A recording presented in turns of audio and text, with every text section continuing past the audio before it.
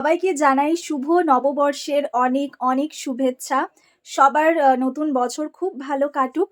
তো আমি তো এখন রয়েছি ব্যাঙ্গালোরে। তো এখানে আমি কিছুই বুঝতে পারছি না যে নববর্ষর মানে যেমন আমি থাকতাম ওয়েস্ট বেঙ্গলে। তো মানে পয়লা বৈশাখ আসলেই চারিদিকে তো এমনিতেই চৈত্র সেল এইসবের শপিং চলতই। আর পয়লা বৈশাখ মানে সকাল থেকেই স্নান করার পর থেকেই নতুন জামা পরবো, ভালো, ভালো খাবার খাবো। আর চারিদিকে সবার মধ্যেই একটা ছুটির আমেজ, ঘোরার আমেজ মানে আলাদাই লাগতো। মানে আকাশে বাতাসে সবকিছুতে মনে হয় বোঝা যেত যে আজকে পয়লা বৈশাখ। কিন্তু এখানে আমি কিছুই বুঝতে পারছি না যে আজকে পয়লা বৈশাখ। আ আমি এবারে ভাবছি যে কোথাও একটু বেরোবো। কারণ পয়লা বৈশাখ ছোটবেলা থেকেই আমরা নতুন জামাকাপড় পরে সেই ছোটবেলায় সেই ফ্রকগুলো মা এনে দিত।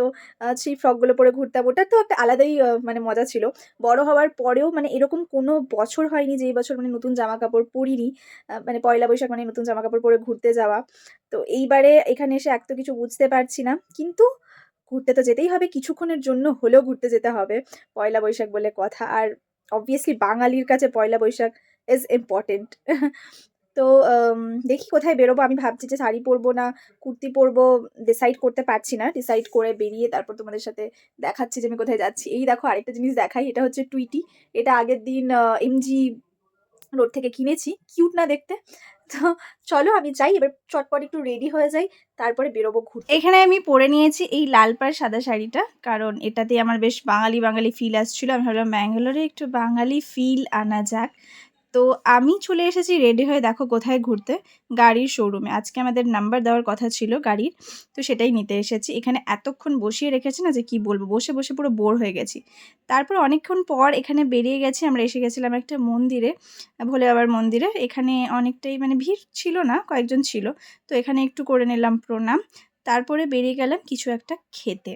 তো এখানে দেখো রাস্তাটা চারিদিকে গাছ রয়েছে, খুব সুন্দর রাস্তাটা। কিন্তু কাউকে দেখতে পাচ্ছ কি পয়লা বৈশাখের জন্য ঘুরতে? এখানে কেন সবাই পয়লা বৈশাখের জন্য ঘুরবে?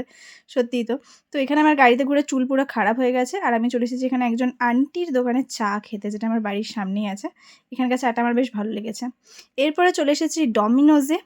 ডমিনোজে আমি এসে ভাবলাম যে যতক্ষণ অর্ডার দিচ্ছি আমি একটু চুলটা ঠিক করে নিই। কারণ চুলটা পুরো, পুরো ঝোড়ো কাকের মতো হয়ে গেছিলো। তো এখানে আমি খুলে-টুলে একটু চুলটা ঠিক করে নিলাম। আর এখানে চলে এসেছে আমাদের খাবার, যার মধ্যে ছিল pepperoni stuffed garlic bread sticks আর চিকেন ট্যাকো। তো আমি যেটা ব্রেড স্টিক্সটা ছিল ওটা আমি আগে খেয়েছি, ওটা আমার বেশ ভালো লেগেছে। তো সেটা খেলাম। আর ট্যাকোটা আমি আজকে ফার্স্ট বার ট্রাই করলাম। তো এটাও আমার বেশ ভালোই লেগেছে। তো এটাই ছিল আমার আজকের শুভ নববর্ষের দিনের ভ্লগ। তোমাদের কেমন কাটলো নববর্ষ? আমাকে কমেন্ট করে জানাও। দেখা হচ্ছে নেক্সট ভিডিওতে। টাটা!